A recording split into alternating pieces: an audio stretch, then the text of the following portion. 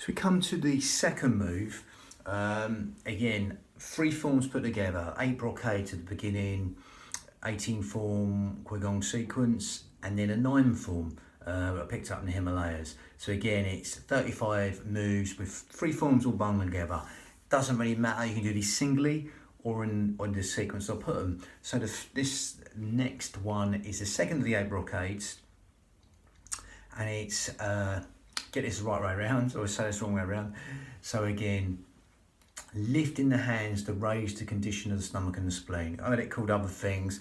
Like I say, there's 40,000 to 100,000 different forms of qigong, roughly stated now. So again, you know, they can get mixed up, all these names. Doesn't really matter. You don't have to, it's just movement at the end of the day.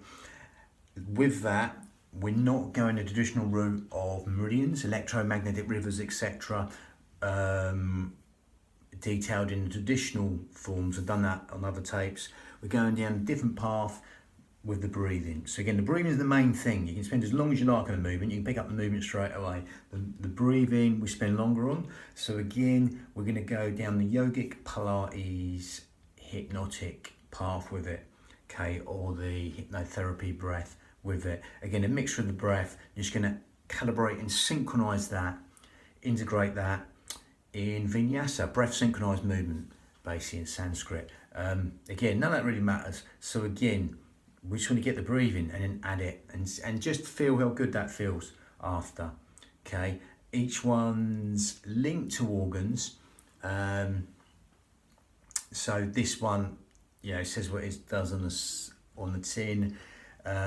Stomach and spleen meridians. I don't go too much detail with them meridians. I'm a believer that all the breath will manifest in every single organ, cell, sinew of the body in a compensatory manner. So that will reach every atom of the body. So, you know, you'll feel the benefits after. So let's go straight in with that. So, unlike traditional form, we're not going to breathe into the belly like a balloon in the sort of Taoist breath type way. We're going to zip up pelvic floor, scoop out your abdominals, take the navel towards the spine. And as you do that right now, we're going to breathe in through the nose and exhale through pursed lips in the usual Pilates manner. Now, as you do that right now, you'll feel that breath going low and deep to these lower lobes of lungs, intercostals, the ribs, anywhere but the stomach. Okay, you can even get the 2 middle fingers touching underneath the breastbones, palms on the lower lobes of lungs, on the xiphoid, touching, these 2 middle fingers touching underneath the xiphoid process, the sternum, the breastbone. Okay, that little dip there, shoulders down. As you do that breathing right now, zip up pelvic floor, scoop out your abdominals, and you breathe in through the nose and exhale through pursed lips. If you're sort of blowing out a candle through pursed lips, you'll see this happen. The 2 middle fingers slightly part and come back to touch each other. Just adding width to the lungs and length to the owl breath. The fingers will be moving like seaweed on the bottom seabed. Even just a micro movement, a millimetre, that's happening, okay? Because again, there's nowhere else you can breathe. As you zip up pelvic floor and scoop out your abdominals, that's only going to help you breathe low and deep into these lower lobes of lungs, the intercostals, the ribs, anywhere but the stomach. Okay, so just keep on breathing into these fish gills, 3D style, organ deep, cell deep, even bone marrow deep, into these lower lobes of lungs, the intercostals, the ribs, anywhere but the stomach. Okay, lovely. As though someone's opening an umbrella inside your rib cage and letting go, or someone's just pushing out from inside your ribs and letting go. Lovely. Free expansive breath. Just coming organ deep, cell deep, even bone marrow deep into these lower lobes of lungs. Again, that's lateral thoracic breathing in Pilates. So again, that helps us use our pelvic floor and our corset muscle, the transverse abdominis, the corset muscle, 3 layers deep, just all segmentally stabilising our spine and helping us use that in the most efficient manner, okay, to support the spine. So any sort of real bad back injuries, with these simple exercises you can do and then get a bit of muscle memory on that corset muscle. Now again, I'll digress there as we carry on breathing in through the nose and exhaling through pursed lips. we're gonna do the opposite now. We're gonna close the mouth and go a little bit more down a yogic path to get that smaller filter through the nose, which is gonna help us lengthen the whole wheel cycle of the breath. Okay, it's going to help us lengthen the whole of the breath because it's a smaller filter through the nose, and that helps us lengthen the breath. Okay, nice and long. As with all the yoga asanas, that length of the breath helps you melt in to whatever movement you're doing.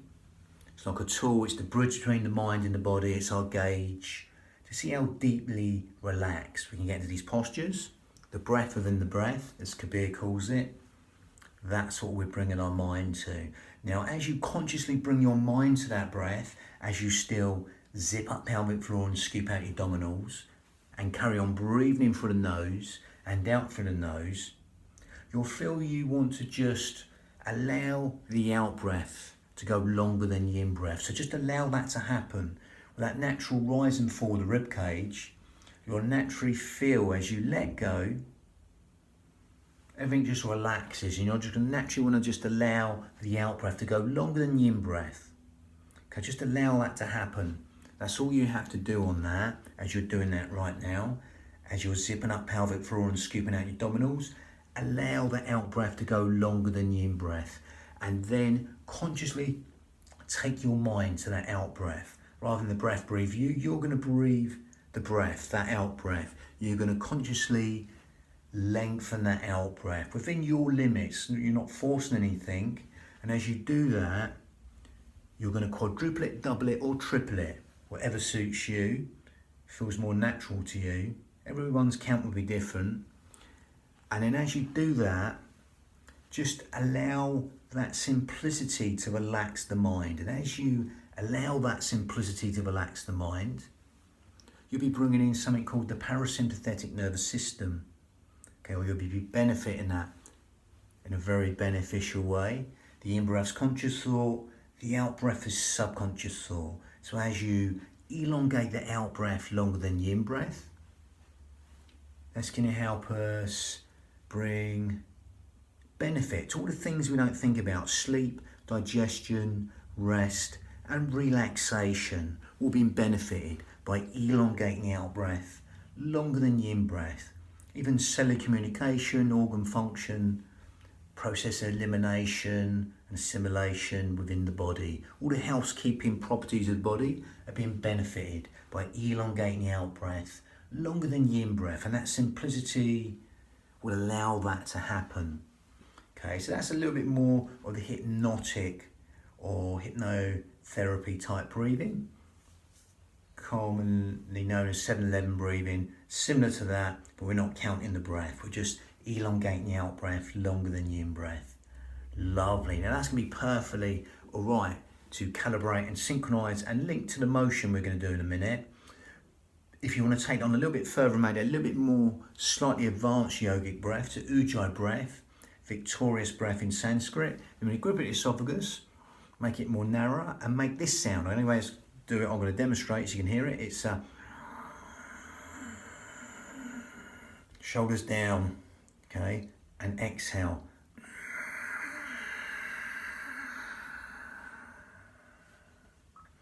Again, as you will feel, that's going to lengthen the breath even longer. If you can't get that, carry on doing what you're doing, okay? Again, that's going to be perfectly good enough. If you get the advanced breath at the moment, then that's great. Ujjayi breath sounds like this. As you grip at that esophagus, that narrows that filter, and you exhale again.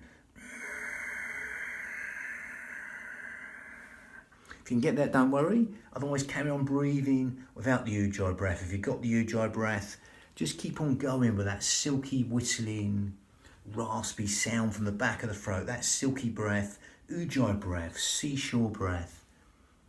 Okay, that's called as well.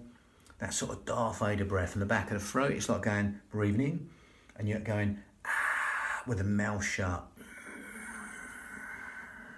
It's going to help us build the heat within the body. Okay, it's going to help us fan the fire to burn all the toxins in the body. Lovely. And it's going to help stimulate the thyroid gland, which helps with weight control, etc. Lovely. If you can't get that, don't worry. It's very sort of similar. We're going near Ashtanga, the yoga breath. Not quite similar, but very, very, very similar. Okay, lovely. But if you can't get that, don't worry. Carry on breathing and synchronizing and calibrating the breath. As we go into the motion, again, I'm going to go back and demonstrate that. Struggling for a little bit of room. So from here, hands are going to come here, and then we're going to come up. Now this is the exhale part. This is the inhale part. My shoulders try and creep up. As with a lot of us, 90% of us are overactive in the upper traps, the way we live. So really allow these to melt down. They might come up a little bit as you're coming up, but just allow them to drop back down into their own position. Find where they are before you start even. Okay, because sometimes they have a mind of their own. I'll digress there. So again, exhale for as long as you like. This hand pushing up, this hand pushing down. Then you're going to breathe in. Come central, they come in, and you exhale. Be long on this motion. Okay, then you're going to breathe in. Exhale, this part's longer. If you get there before the out breath's finished, just carry on exhaling, making it out breath longer.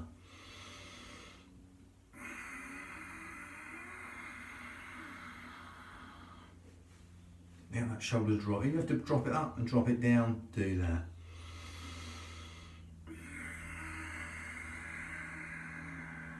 Again, I like adding this in to make it slightly more yogic. To get these obliques, these external obliques, these teres major muscles stretched. Even these muscles that cross across the body like this. A lot to do with our walking gait as we walk. Quadratus lumborum, the QL muscles crossing over the back. These internal obliques, all these cross muscles, a lot to do with our walking gait, get stretched as we come here. If you want to partially empty the foot onto your toes, you can do. Come back, exhale. And that's not like traditionally the pose.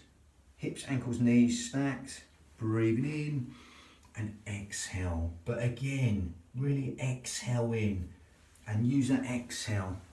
It's like a tool, like a bridge between the mind and the body.